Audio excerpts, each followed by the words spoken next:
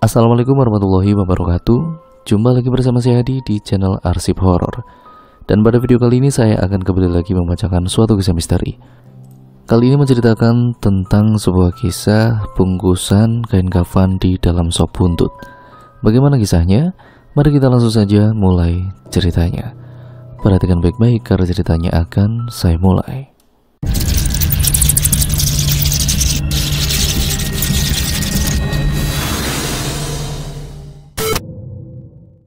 Semburat senja yang tertutup awan kelabu menyisakan guratan duka berselimutannya.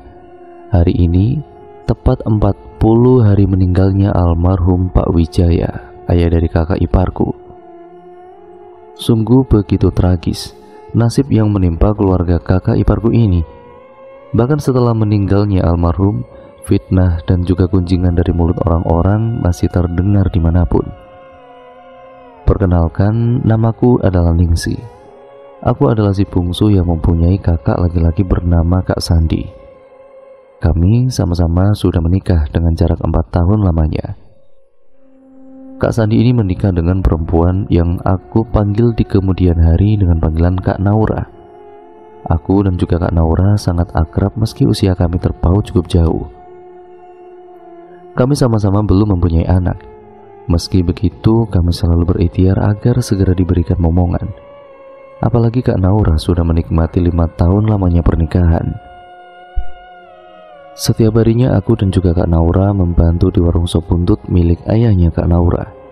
Suamiku Mas Haris memberiku izin agar aku tidak kesepian di rumah selama beliau bekerja di luar kota. Aku kemudian mulai bekerja di warung sop buntut Pak Wijaya, ayahnya Kak Naura, setelah resmi menjadi istri Mas Haris. Warung sop buntut Pak Wijaya ini terkesan warung yang biasa-biasa saja saat pertama kali aku datang ke warungnya. Kata Kak Naura, ayahnya sudah 5 tahun menekuni warung ini, namun tidak ada perkembangan sama sekali. Hingga pada akhirnya, saat aku akan menikah, warung sop buntut milik Pak Wijaya ini mulai ramai sekali pembeli. Warung sop buntut yang tadinya hanya dikelola Pak Wijaya dengan dibantu istri dan ketiga putrinya termasuk Kak Naura, kini dibantu 2 tetangganya beserta aku karena sangat ramai pengunjung. Ditambah lagi waktu jam istirahat kami sangatlah kewalahan menghadapi pembeli. Aku merasa sangat senang bisa ikut membantu di warung ini. Meski hanya mondar-mandir mengantarkan pesanan makanan yang dipesan, semuanya mendapatkan pekerjaan sendiri-sendiri. Walaupun jika ada yang membutuhkan bantuan, kami akan saling membantu. Semua pekerjaan di warung ini dapat kita lakukan. Namun untuk penyajian porsi masakan di kuali depan, hanya Pak Wijaya sendiri yang boleh memegangnya. Kak Ningsih, itu di meja depan ada yang mau pesan lagi? Ucap Nana, tetangga yang ikut bekerja di warung itu. Oh iya ya, sahutku. Aku pun kemudian mendatangi meja tempat orang tersebut ingin memesan lagi. Maaf, ada yang bisa saya bantu? Tanyaku dengan ramah. Maaf mbak, boleh minta seledrinya lagi nggak? Pintanya. Aku pun lalu mengambil mangkok pembeli itu, lalu membawanya ke meja dekat kuali untuk menambahkan seledri yang kurang. Saat akan tiba di meja, aku tidak melihat Pak Wijaya di tempat, sehingga aku pun menoleh ke arah Kak Naura yang tidak jauh berada di sampingku. Kak, ucapku ragu. Iya dek, ada apa? Ada yang mau nambah seledri nih, sahutku. Ambil saja sana, ujarnya kemudian. Aku kemudian yang mendapatkan izin dari Kak Naura lalu mengambil seledri yang berada di dekat kuali. Saat penetraan ini tidak sengaja melihat ke kuali, mata ini menangkap sesuatu yang tidak wajar dalam kuali tersebut. Karena terlanjur penasaran, aku pun kemudian berniat melihat benda aneh itu dengan menggunakan adukan yang berada di atasnya. Kamu, ucap Pak Wijaya dengan nada sedikit keras. Astagfirullahaladzim, maaf Pak. Lekasku kemudian letakkan adukan itu dan pergi secepatnya. Tidak ada yang mendengar Pak Wijaya saat memanggilku dengan nada yang keras itu. Karena warung sangat ramai, aku begitu takut dan penasaran dengan apa yang Pak Wijaya lakukan tadi. Setelah memberikannya sop buntut pada orang yang tadi memesan, Lekas aku sibukkan diriku kembali dengan bekerja, agar rasa penasaranku itu hilang.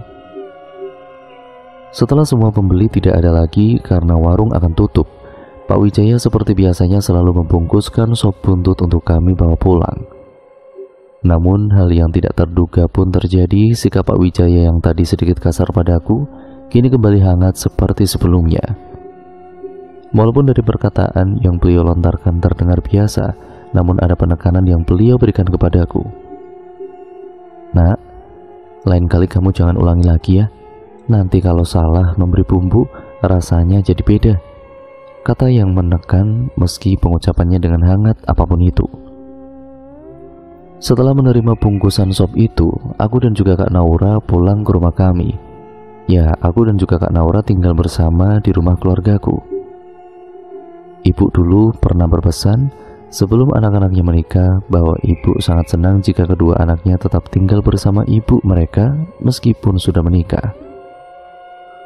Sepanjang perjalanan pulang, aku hanya bisa diam. Bahkan setelah sampai pun aku masih seperti itu. Hingga malam tiba saat kami berkumpul, aku memilih untuk menghabiskan waktuku di kamar. Ningsih, terdengar suara seseorang memanggilku. Aku yang masih belum bisa nyenyak tidur meski waktu sudah menunjukkan pukul 10 malam. Bangun dari ranjangku dan memeriksa keadaan sekitar. Lampu di luar kamar semuanya sudah dimatikan dan tidak melihat siapapun di luar kamar setelah membuka pintu. Aku masih berpikiran positif, mungkin aku tadi salah mendengar. Ningsih, terdengar lagi suara yang memanggilku saat aku sudah menyelimuti tubuhku. Aku mulai merasakan ada yang tidak beres. Suara orang yang memanggilku terdengar asing dengan nada serak lelaki tua yang bukan suara ayahku. Segera aku pejamkan mata ini, berharap suara itu tidak terdengar lagi. Belum 5 menit ku pejamkan mata ini. Brak! Ku edarkan pandanganku setelah mendengar suara benda jatuh. Lekas aku ambil figura yang terpampang fotoku dan memungutnya dari lantai. Ningsih. Suara itu terdengar lagi. Dengan segera aku tutupi diriku menggunakan selimut. Aku merasakan ketakutan yang pada saat mendengar suara yang memanggilku semakin dekat. Ku coba membaca doa semampuku. Hingga tidak terasa aku mulai ngantuk dan tertidur. Suara azan subuh samar-samar terdengar. Ku buka mata yang masih sangat mengantuk. Dengan malas aku pun beranjak untuk menjalankan ibadah wajib 2 rakaat ini. Sepanjang melaksanakan sholat, otakku tidak tenang. Pikiranku berlarian mempertanyakan, sebenarnya apa benda aneh yang berada di kuali sop itu ya, hingga Pak Jaya seperti itu kepadaku. Dek, sapa Kak Naura? Aku terperanjat kaget olehnya. Kamu kenapa? Tanya dia setelah kami selesai menjalankan sholat berjamaah. Gak apa-apa Kak, sahutku. Pasti ada apa-apa. Kak Naura menelisik. Ayo bilang saja sama kakak, tuturnya. Aku pun lantas menanyakan sesuatu padanya dengan sangat hati-hati. Kak, kalau boleh Nisi tahu, kenapa hanya ayahnya kakak saja yang boleh memegang kendali di bagian perkualian itu? Apakah beliau itu tidak yakin pada keluarganya, termasuk kakak? Tanyaku kemudian. Kakak juga sebenarnya penasaran, Dek. Mengapa ayah nggak bolehin kita buat sekedar mendekatinya? Padahal dulu ayah nggak seperti itu. Kita selalu bergantian buat ngambil kuah sopnya di kuali, terangnya. Kak, panggilku Liri. Iya, sahutnya. Kakak jangan marah ya. Ningsih kemarin lihat ada anu di dalam kuali sop ayah, ucapku. Maksudnya? Kak Naura kemudian mengeritkan dahinya. Di kuali sopnya ayah kemarin Ningsih lihat ada benda yang aneh. Pas Ningsih mau aduk itu sop buat cari tahu benda apa itu, ayahnya Kak Naura itu datang terus ngebentak Ningsih meski nggak begitu keras, ucapku. Kak Naura kemudian terdiam, wajahnya menyeratkan kalau dia sedang memikirkan sesuatu. Hingga kemudian, Dek, kamu mau nggak bantu kakak? Usulnya. Kita selidiki saja apa yang sebenarnya terjadi di warung kita. Kakak juga ngerasa kalau warung kita itu ada yang tidak beres. sambungnya. Aku pun kemudian mengangguk meski dalam hati aku tidak yakin dengan apa yang Kak Naura usulkan. Pukul 7 pagi, aku dan juga Kak Naura sudah berada di warung sop ini. Semua orang yang bekerja sudah datang dan memulai dengan membersihkan semua yang ada di sini. Seperti mendapat kesempatan, Kak Naura langsung mengajakku ke kuali sop setelah melihat ayahnya pergi menggunakan sepeda motornya. Sedang yang lain termasuk ibunya sedang berada di belakang. "Jaga-jaga ya," ucap Kak Naura. "Oke," sahutku. Naura lantas membuka kuali sop yang sedang dimasak itu. Dengan tatapan yang cekatan, dia mulai mengaduk sop itu. "Ningsih, sini," suruhnya. Aku pun kemudian mendekat dan betapa kagetnya kami saat melihat sesuatu yang tidak lazim berada di kuali sop yang sangat menggiurkan ini. Tangan kami menutup rapat-rapat mulut ini, berharap ini tidak seperti yang kami bayangkan. Kak Naura cepat-cepat menutup kembali kuali yang sedang digunakan untuk memasak itu dan meletakkan kembali centong pengaduknya. Aku pun lantas melakukan pekerjaanku yang tadi tertunda, dan Kak Naura pun langsung menyusul menyapu bagian tengah saat mendengar suara motor ayahnya mendekat. Dengan hati yang berkecamuk, aku mengelap meja-meja tamu dengan keringat yang mengucur deras. Aku dan juga Kak Naura harus terlihat seperti biasanya. Tidak boleh ada rasanya curiga dari kami yang terlihat. Waktu sudah menunjukkan sore hari. Saat pelanggan terakhir selesai mendapatkan pesanannya dan sop sudah habis juga. Aku dan juga Kak Naura lantas pulang ke rumah kami. Sesamanya di rumah, aku dan juga Kak Naura langsung ke kamar kami masing-masing dan akan berkumpul untuk menjalankan sholat berjamaah. Seperti biasanya, aku dan juga Kak Naura kalau pulang membawa sop yang ayahnya Kak Naura bungkuskan itu. Mata kami tertuju pada ibu saat kami menyium semerbak kuah kaldu sop yang menggiurkan itu tengah dihangatkan. Aku dan juga kakak Nauraku ini menunggu semua anggota keluarga ini berkumpul untuk mengatakan sesuatu yang menjadi kegundahan hati kami. 10 menit berlalu. Ayah, ibu, Kak Sandi, dan juga suamiku, Mas Haris, sudah berkumpul di meja makan ini.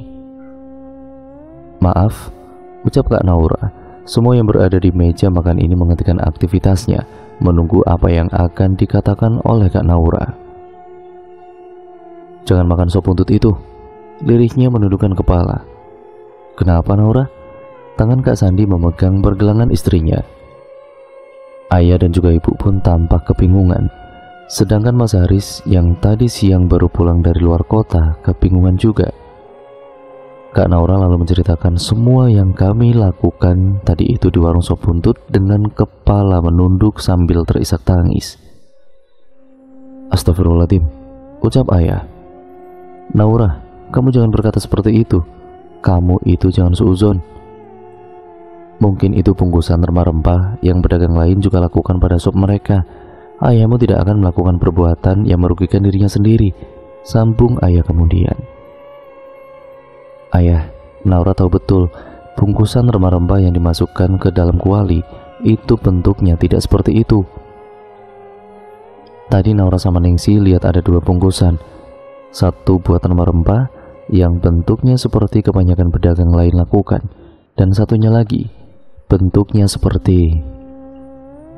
Kak Naura mengambil oksigen sebanyak mungkin, lalu kemudian mengembuskannya lewat mulut. "Bungkusan itu lebih mirip seperti yang ada di liang lahat," lirih Kak Naura. "Astagfirullahaladzim," ucap bapak kaget.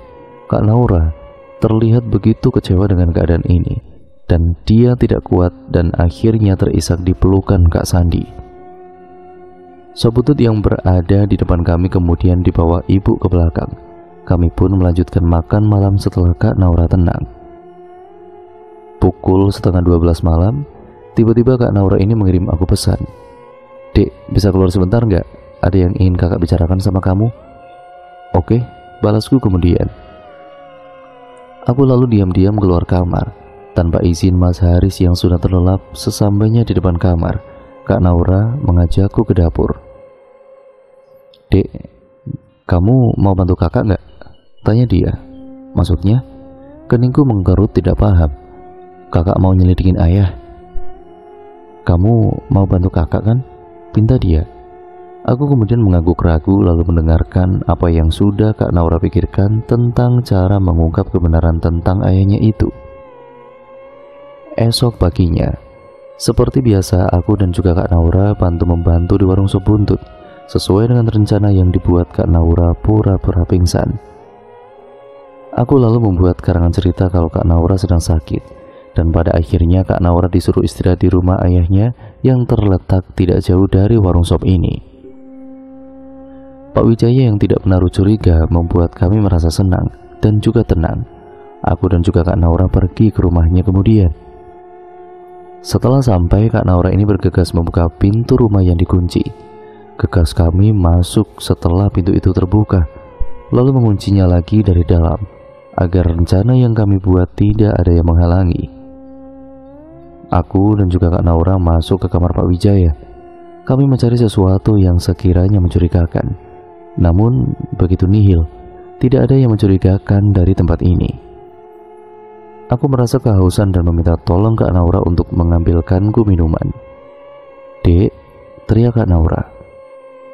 Aku yang mendengar teriakan itu berlari mendatanginya. Begitu kagetnya aku ketika melihat Kak Naura ini berdiri di depan ruangan yang penuh dengan barang-barang aneh. "Ini apa, Kak?" tanyaku. "Kakak juga nggak ngerti. Ayo kita cari tahu," suruhnya. Aku dan juga Kak Naura lalu masuk ke ruangan ini. Ruangan yang berbau kemenyan. Saat sudah memasukinya, kulihat ada tampah berisikan beberapa potongan buah, beras yang dicampur dengan kembang mawar dan juga pandan, dan beberapa jenis kue pasar tergeletak di tengah-tengah ruangan ini. Kak Naura tiada hentinya mengucap istighfar. Dia begitu syok melihat ini semua. Di ruangan ini tampak beberapa benda aneh seperti keris dan benda-benda lainnya tergantung di dinding, membuat kengerian semakin menjadi-jadi. Di titik ini Kak Naura sudah sangat frustasi.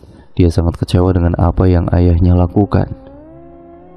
Tok tok tok, terdengar suara ketukan pintu dari luar. Aku dan juga Kak Naura bergegas keluar dari ruangan ini. Setelah Kak Naura membukanya, ternyata Bu Wijaya yang datang. Dengan wajah yang sudah terlanjur dipenuhi amarah, Kak Naura menanyakan tentang apa yang sebenarnya terjadi pada keluarga ini. Bu Wijaya, ibunya Kak Naura, tampak bingung dengan apa yang putrinya katakan. Kak Naura lalu menceritakan semua yang dia lihat. Kulihat wajah Bu Wijaya tampak sayu saat mendengar penuturan dari putrinya. "Nak, ibu minta maaf, nak." Begitulah lirihnya, membuat Kak Naura berhenti berbicara. Aku dan juga Kak Naura sama-sama diam. Melihat Bu Wijaya kini menangis meminta maaf, Kak Naura lalu cepat-cepat memeluk ibunya, menenangkan agar ibunya mau bercerita. Bu Wijaya pun menceritakan tentang apa yang sebenarnya terjadi. "Nak, maafkan ayahmu," ujar Bu Wijaya. Aku dan juga Kak Naura masih mendengar apa yang dikatakan Bu Wijaya. "Ayah sudah kelewatan, tapi jangan pernah kamu membencinya ya, nak. Dia ayahmu, dia yang berjuang untuk kebahagiaan keluarga ini. Meski," ucapnya terpotong, "meski ayahmu memilih jalan yang pintas," lirihnya. "Jadi ibu mengetahui semua ini?" tanya Kak Naura marah. "Iya, maafkan ibu ya, nak." Bu Wijaya kemudian menangis. Bu Wijaya lantas memeluk putri sulungnya itu. Dia mengucapkan beberapa kali maaf padanya. "Ibu," Kak Naura melepas pelukan ibunya. "Astagfirullahaladzim. Ibu tahu kan kalau perbuatan yang dilakukan ayah itu dosa," sambungnya dengan amarah yang kian menjadi-jadi. Aku yang berada di tengah-tengah mereka merasa prihatin. Melihat keadaan ini, aku ingin membawa pergi Kak Naura dari sini. "Maafkan ibu, nak." Tiada hentinya Bu Wijaya meminta maaf pada anaknya. "Ibu kenapa tidak cegah ayah melakukan semua ini?" teriaknya. "Ibu bingung, nak. Ibu tidak bisa mencegahnya. Ayahmu sudah terbutakan mata hatinya, nak," sahut Bu Wijaya. "Tapi yang dilakukan ayah itu salah, Bu. Ayah bersekutu dengan setan," ucap Kak Naura. "Kamu gak ngerasain apa yang kami lalui, nak. Ayah berbuat seperti itu karena tidak ada lagi yang bisa kami lakukan. Bu Wijaya membela. Dengan bersekutu, dengan menjadi budak setan sebagai jalan pintasnya, gitu, teriak Kak Naura menjadi-jadi. Plak! Bu Wijaya menampar putrinya. Tutup mulutmu Naura. Jangan jadi anak pembangkang yang tidak tahu apapun. Jangan menyalahkan ayahmu yang sudah berbuat seperti itu. Dia melakukan ini semuanya demi keluarga, demi kamu Naura, teriak Bu Wijaya. Kak Naura lalu tertawa pilu dengan memegangi pipinya yang ditampar oleh ibunya sendiri. Astagfirullahaladzim, Naura, maafin ibu, ucap Bu Wijaya menyesal. Puas ibu, sudah puas ibu ngelakuin ini semua kepada Naura, ucap Kak Naura. Nak, ibu terbawa emosi. Maafin ibu nak, ucap ibunya lagi kemudian penuh penyesalan. Naura kecewa berat sama ibu. Naura benci sama ibu. Naura kecewa. Kak Naura lantas menyeret tanganku meninggalkan ibunya. Naura, jangan pergi Naura. Jangan pergi nak. Kamu harus tahu kalau sebenarnya kamu yang di... Langkahku dan juga Kak Naura terhenti saat ibunya Kak Naura berhenti berucap pula. Aku yang apa? Tanya Kak Naura menoleh ke belakang. Kamu yang akan ditumbalkan oleh ayahmu sendiri. Lirih Bu Wijaya menundukkan kepalanya. Kak Naura kemudian lunglai, jatuh namun dalam keadaan sadar. Ayah jahat, ibu jahat, teriak Kak Naura. Air mata menurun begitu saja mendengar pengakuan ibunya. Sungguh begitu kejam keluarga yang diharapkan bisa selamanya menjaganya, bahkan setelah menikah malah menjadi ancaman terbesar untuk melangsungkan kehidupan. Ada apa ini? Tanya seseorang, berhasil membuat kami semuanya menoleh padanya. Dengan langkah tertatih, setelah susah payah untuk berdiri, Kak Naura mendatangi pemilik suara itu. Ayah jahat, teriak Kak Naura. Ya, pemilik suara itu adalah ayahnya Kak Naura, yaitu Pak Wijaya. Pak Wijaya yang belum mengerti tentang keadaan ini merasa sangat bingung sekali. Kak Naura tiada henti-hentinya menangis sambil mengucapkan kata-kata yang cukup kasar. Berhenti Naura, ucap Ibu Wijaya. Kenapa? Kenapa ibu suruh Naura berhenti? Sahut Kak Naura dengan amarahnya. Bu, jangan marahi anak kita ucap Pak Wijaya terpotong. Sudah ya, dia sudah tahu semuanya, ucap Bu Wijaya dengan lantang. Pak Wijaya yang mendengar kata-kata istrinya pun langsung gelagapan. Sambil melihat Kak Naura yang begitu marah besar, Pak Wijaya mendekati putrinya itu. Nak, lirih Pak Wijaya. Brak!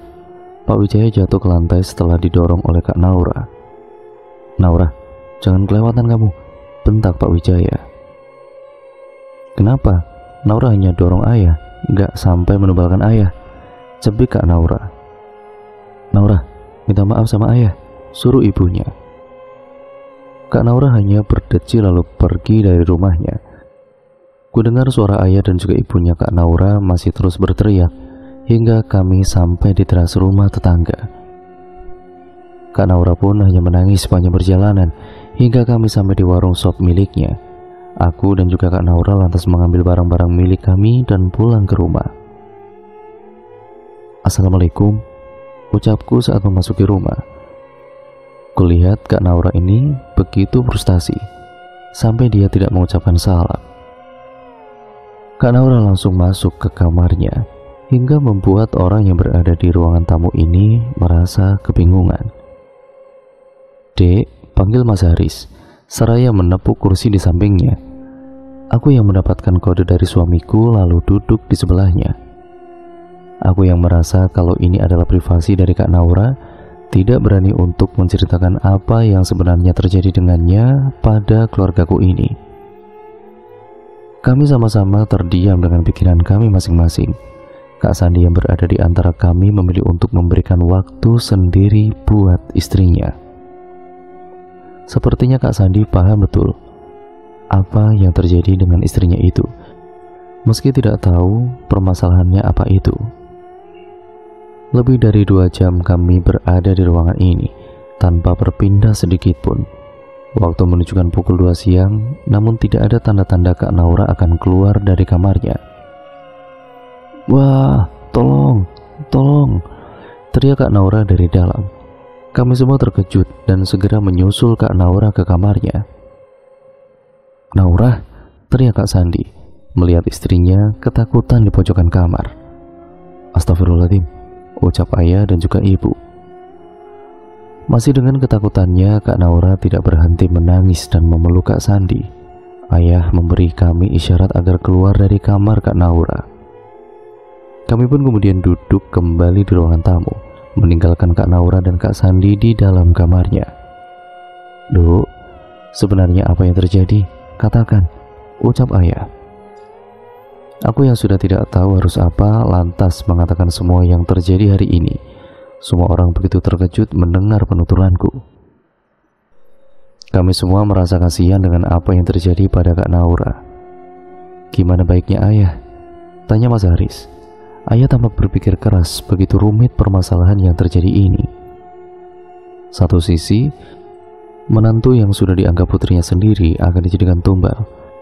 Dan sisi lainnya, yang menjadikan dia tumbal adalah ayahnya sendiri.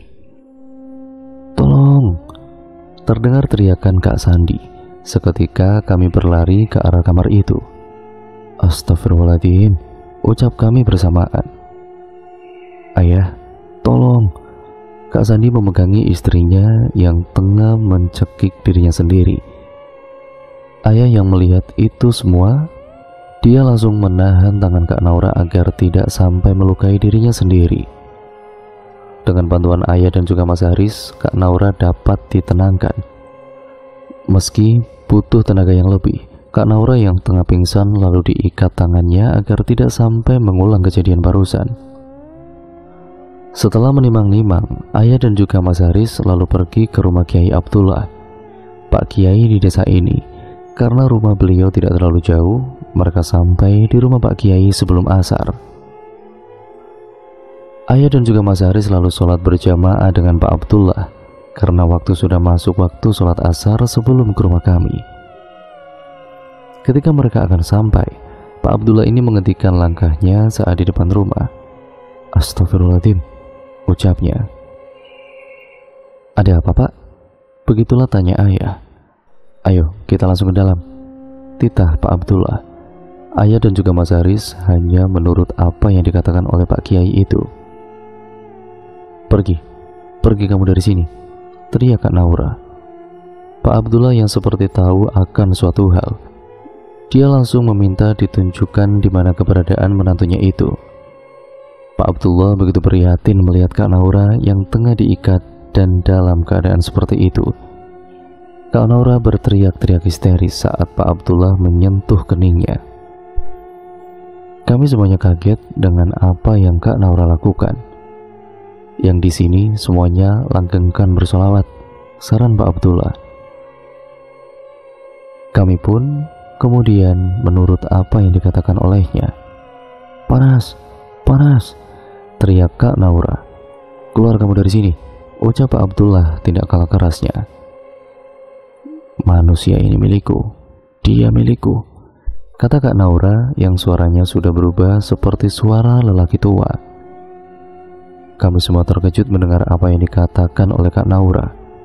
Aku menangis melihat Kak Naura seperti ini. Dengan bersolawat yang ku bisa, kulantunkan agar Kak Naura ini lekas sadar. Pak Abdullah dengan segala usahanya terus mencoba untuk mengeluarkan makhluk mengerikan yang kini tengah bersemayam di tubuh Kak Naura. Waktu semakin sore, makhluk itu seperti kelelahan menghadapi Pak Abdullah. Kami terus melanggengkan bersolawat dan berdoa agar Kak Naura lekas sadar. "Alhamdulillah," ucap kami serentak saat makhluk yang merasuki Kak Naura sudah dapat dikeluarkan. Kak Naura langsung pingsan setelah makhluk itu keluar dari tubuhnya. Pak Abdullah lalu memberitahu kami semuanya tentang apa yang dialami oleh Naura. Ayah dan juga ibu, begitu pun juga aku dan Mas Haris tampak syok saat mengetahui makhluk yang mengerikan itu adalah makhluk yang akan mengambil jiwa Kak Naura untuk dijadikan budak olehnya. Pak Abdullah juga menjelaskan saat tadi berperang lewat batin. Makhluk itu adalah majikan dari ayahnya Kak Naura yang sudah membuat perjanjian dengannya. Ayah Kak Naura alias Pak Wijaya melakukan pesugihan dengan berjanji akan menumbalkan putrinya sendiri. Lantas kami semua berucap syukur saat Pak Abdullah ini memberitahu kami bahwa Kak Naura sudah terbebas dari makhluk yang mengerikan itu. Lalu kemudian terdengar suara HP Kak Naura yang berada di tasku. Saat aku melihat layar benda pipi ini, kulihat nama ibunya Kak Naura. Rasanya enggan sekali untuk mengangkatnya, namun ayah memberi isyarat padaku agar mengangkatnya. Assalamualaikum, salamku. Naura, di mana Naura? Tanya ibunya Kak Naura tanpa membalas salamku. Kak Naura sedang istirahat, jawabku ketus. Kasih tahu dia agar kesini, kata ibunya Kak Naura. Kak Naura lagi istirahat, dia habis pingsan. Kalau ada yang mau dikatakan, katakan saja. Nanti aku sampaikan. Selorohku agak kasar. Ibu dan juga ayah geleng-geleng kepala melihat tingkahku yang kepalang kesal. Nak, tolong, ucap Bu Wijaya kini tampak terisak. Aku yang sudah kesal dengan ibunya Kak Naura ini jadi prihatin saat beliau meminta tolong. Nak, tolong nak, ayah Naura. Brak, sambungan telepon terputus begitu saja setelah terdengar suara benda jatuh.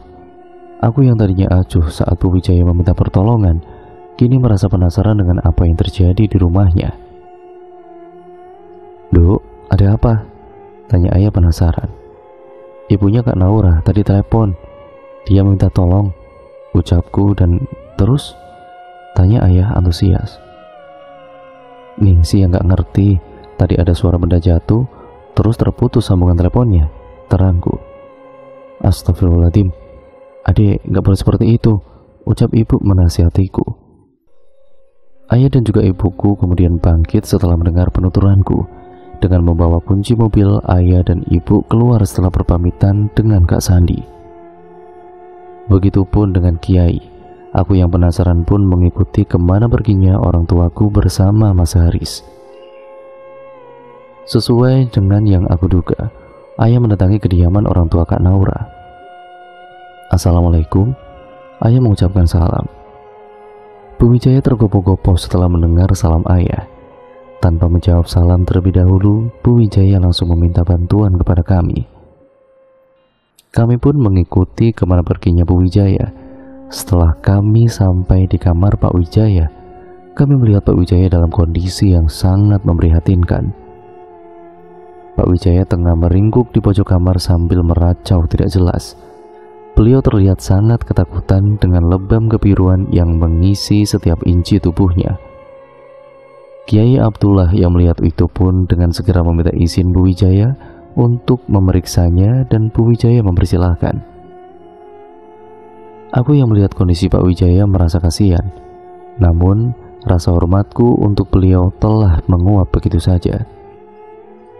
Astagfirullahaladzim, ucap Pak Abdullah. Kami sontak kaget melihat Pak Abdullah ditendang oleh Pak Wijaya hingga jatuh tersungkur. Pak Wijaya sepertinya sedang tidak baik-baik saja. Beliau kerasukan makhluk hingga berbuat seperti itu. Dengan tatapan mengintimidasinya, Pak Wijaya ini memindai wajah kami satu persatu. Aku begitu ketakutan saat ditatap lama olehnya, hingga tiba-tiba Pak Wijaya mendekat ke arahku. Dengan mata yang membelalak, Pak Wijaya ini hendak melukaiku, namun ditepis oleh Mas Haris. Pak Abdullah dan juga ayah seketika menahan agar tidak sampai melukaiku. Ibu yang sedari tadi melihat pemandangan ini lantas membawa diri ini melangkah jauh dari kamar Pak Wijaya. Masih dalam keadaan syok, ku genggam tangan ibuku dengan erat. Istighfar, Duk, nasihat ibuku. Dek, tenangkan dirimu ya, ucap Mas Haris. Aku tidak bisa mencerna keadaan ini. Masih teringat tadi saat Pak Wijaya ingin melukainya. Dengan tatapan yang mengerikan, setelah berhasil menenangkan diriku, aku lalu diajak ibu untuk pulang.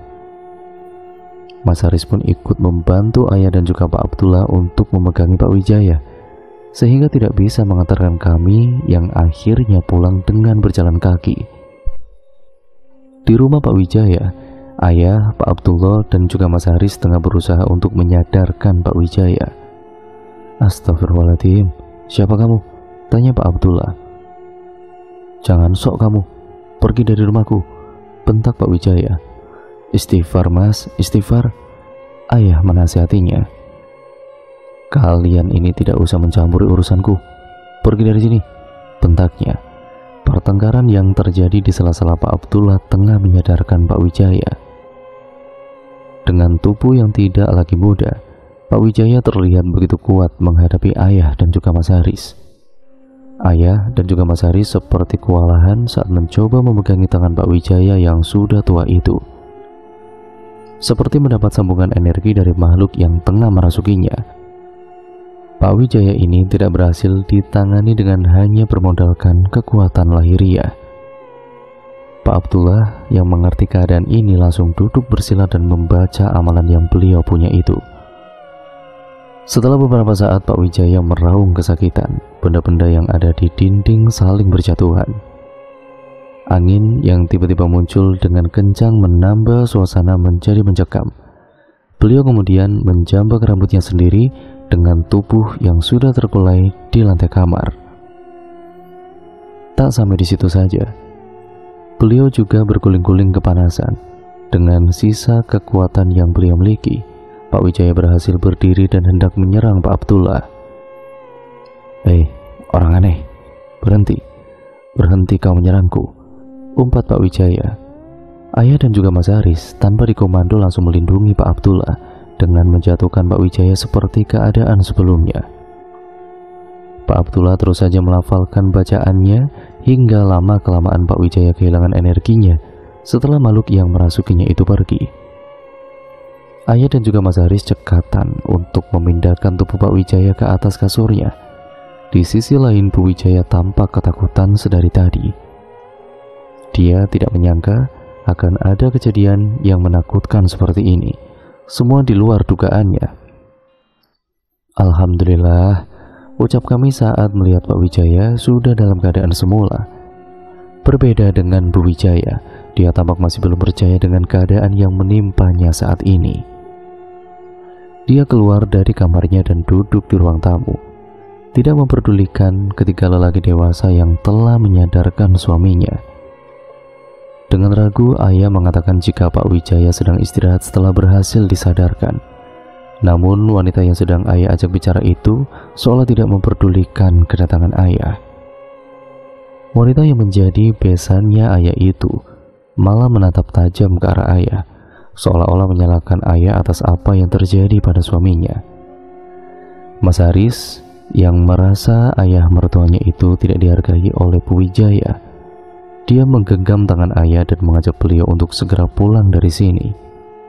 Akhirnya ketiga lelaki dewasa yang menolong Bu Wijaya itu pulang, meski dalam keadaan yang menyedihkan karena tidak dihargai oleh orang tua Kak Naura. Sesamanya di rumah, ayah langsung masuk ke kamar. Aku, ibu, Kak Naura, dan Kak Sandi merasa bingung. Ya, di malam ini kami semuanya tengah menunggu kedatangan ayah dan juga Mas Haris. Kak Naura sudah membaik saat aku dan juga ibu baru saja masuk rumah. Setelah pulang dari rumahnya Kak Naura sangat khawatir tentang keadaan yang tidak baik-baik ini. Dia ngeyel tidak mau beristirahat, padahal ibu dan juga Kak Sandi sudah membujuknya. Dia tidak ingin istirahat di dalam kamar sebelum mengetahui kabar orang tuanya. Akhirnya kami semua menunggu di ruang tamu ini hingga kepulangan ayah dan juga Mas Haris. Meski setelah menunggu kepulangan ayah, kami malah dibuat risau dengan sikap ayah yang tidak seperti biasanya.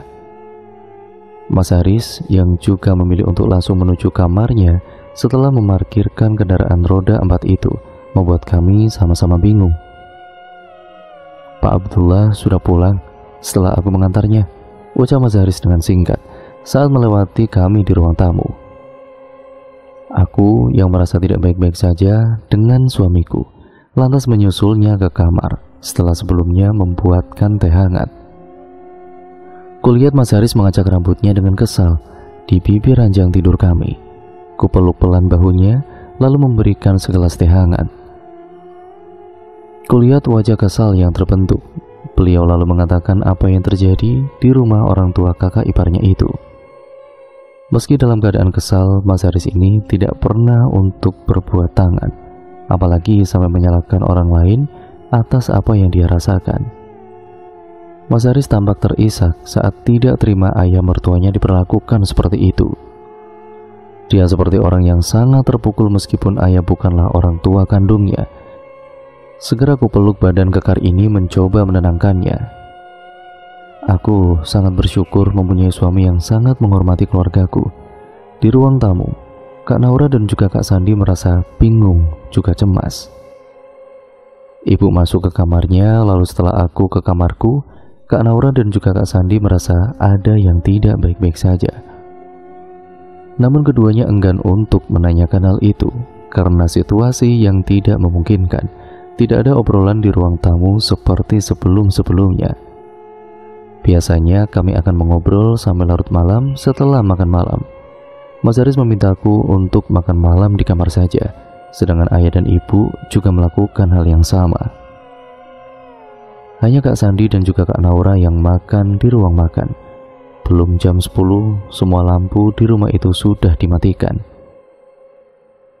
Penghuni rumah yang biasanya ramai kini memilih menenangkan pikiran mereka masing-masing. "Ayah, ibu, tolong!" teriak Kak Sandi. Aku dan juga Mas Haris terbangun saat mendengar teriakan kakakku itu. "Mas, ada apa ya?" ucapku. "Nggak tahu. Yaudah yuk kita ke sana," ajak Mas Haris. Prang! Astagfirullahaladzim. "Apa itu, Mas?" Terdengar suara benda jatuh dari luar. Dan kami pun segera keluar dari kamar ini. Karena bersebelahan dengan kamar Kak Sandi, kami segera masuk ke kamarnya. Betapa mengagetkan, Kak Sandi ini tengah bersusah payah menyelamatkan dirinya dari Kak Naura, istrinya sendiri. "Astagfirullahaladzim," ucap ayah di belakangku. "Ya, Kak Naura," ucapku dengan panik. Ayah lantas segera menelepon Pak Abdullah, memintanya untuk datang ke rumah kami. Sembari menunggu kedatangan Pak Abdullah, ayah dan juga Mas Haris mencoba melepaskan Kak Sandi dari cengkraman istrinya. Aku dan juga ibu hanya berada di depan pintu, takut dengan Kak Naura yang tengah kerasukan. Ayah dan juga Mas Haris ini tampak sekali kewalahan menghadapi Kak Naura yang tengah kerasukan itu. "Assalamualaikum," terdengar salam dari luar. Aku yang tahu betul itu suara Pak Abdullah langsung pergi dan membukakan pintunya. Tanpa basa-basi, Pak Abdullah ini menuju kamar yang aku tunjuk. Astagfirullah, astagfirullahaladzim, la ilaha illallah. Pak Abdullah mulai membacakan ayat kursi. Wah, enyah kau laki-laki tua, biadab kau, umpat Kak Naura meraung-raung. Pak Abdullah tiada hentinya terus menyerang sosok yang ternyata makhluk yang dikirim oleh Pak Wijaya untuk melukai putrinya sendiri. Kurang lebih seperempat jam akhirnya sosok itu dapat dikeluarkan. Semuanya mengucap syukur Kak Sandi dan juga Kak Naura terselamatkan. Tapi kami langsung berpikir sejenak, jika Kak Naura sudah terbebas, maka untuk selanjutnya, tit, terdengar suara handphone berbunyi. Apa yang kami khawatirkan akhirnya terjadi. Ibunya Kak Naura menelepon kami dari nomor ayah. Ibu Kak Naura menangis histeris meminta pertolongan.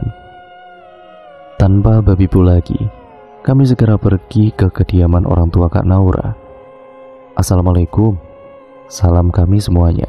Tidak butuh waktu yang lama, Bu Wijaya ini keluar dengan tergesa-gesa. Terlihat raut ketakutan dari wajahnya. Tanpa berbicara dengan ibunya, Kak Naura langsung ke kamar ayahnya hingga kedua adiknya tengah terpaku di ambang pintu. Kak Naura yang sudah tidak sabar langsung saja masuk. Astagfirullahaladzim, mata Kak Naura membelalak sempurna. "Ayah," cerit Kak Naura. Kami yang masih di luar rumah pun langsung masuk menuju arah suara itu berasal. Kak Naura menangis histeris. Kami juga syok melihat keadaan yang sangat menakutkan ini. Mas Haris langsung memelukku, membenamkan diri ini di badan kekarnya. Kedua adik Kak Naura juga Bu Wijaya sama seperti halnya Kak Naura. Mereka menangis histeris melihat ayah mereka mati mengenaskan dengan cara yang sangat tidaklah wajar. Kak Sani mencoba menenangkan istrinya, sedang ibu mencoba menenangkan Bu Wijaya dan adik-adik Kak Naura. Aku yang sudah tenang ikut menenangkan Kak Naura, sedang Kak Sandi dan juga Mas Haris memberitahu tetangganya atas kematiannya Pak Wijaya ini. Pak Abdullah kini tengah membenarkan badan almarhum setelah diletakkan di ranjang kasur. Ya, mereka yang melakukan kontrak dengan sebangsa goib kebanyakan meninggalkan dunia ini dengan wajah yang sangat mengerikan. Para tetangga datang dan menunggu jenazah hingga pagi harinya. Pagi harinya, jenazah Pak Wijaya akan dikebumikan di tempat makam desa. Selama acara perumatan jenazah, ada saja hal aneh yang terjadi. Aku terus saja mendampingi Kak Naura untuk menguatkannya.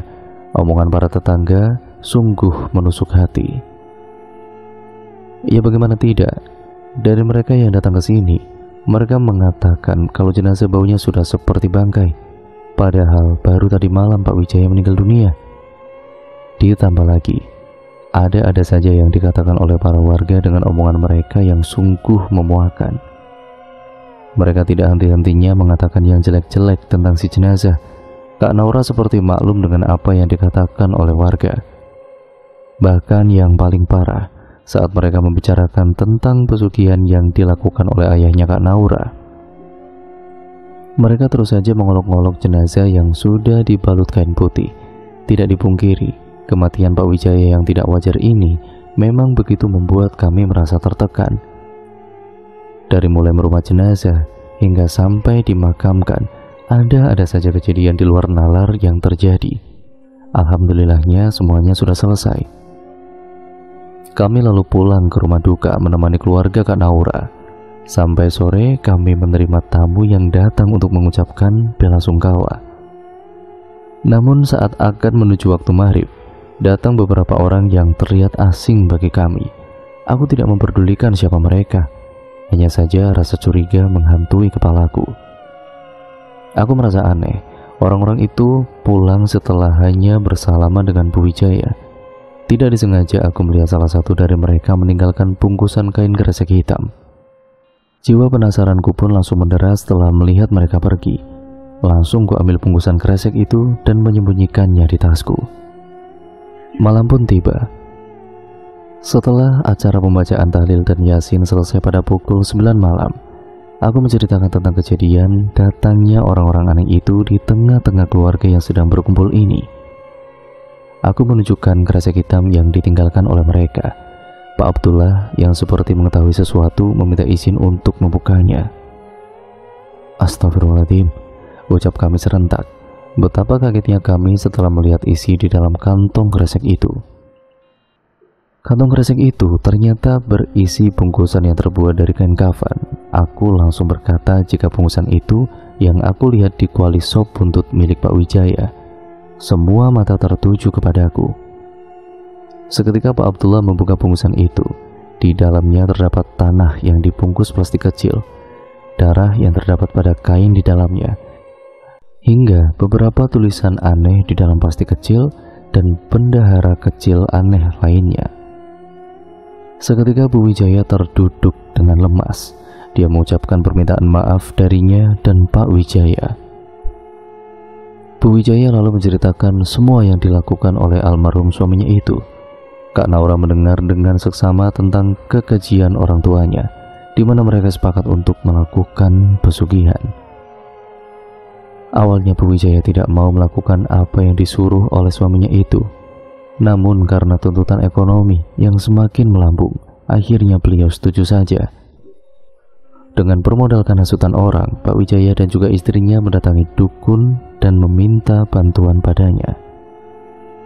Sang dukun pun memberikan jalan keluar untuk pasangan pasutri itu. Namun mereka berdua sempat bimbang untuk meneruskan ritual itu, karena harus ada nyawa yang menjadi taruhan untuk ditumbalkan. Akhirnya, dengan kemantapan Pak Wijaya memberikan setetes darah miliknya, juga milik Kak Naura untuk dijadikan taruhan ritualnya. Pak Wijaya pun kemudian pulang bersama istrinya setelah diberi bungkusan kain kafan itu. Sebelum pulang, sang dukun memberi instruksi apa saja yang harus dilakukan oleh Pak Wijaya. Pak Wijaya pun akhirnya melakukan apa yang disuruh oleh dukun itu, termasuk memasukkan bungkusan kain kafan ke kuali sop buntutnya. Setelah waktu yang ditentukan mulai tiba, yakni waktu Kak Naura untuk diberikan pada sosok yang sudah membantu ayahnya, aku dan juga Kak Naura sudah mengetahui tentang pesugihan yang dilakukan oleh ayahnya.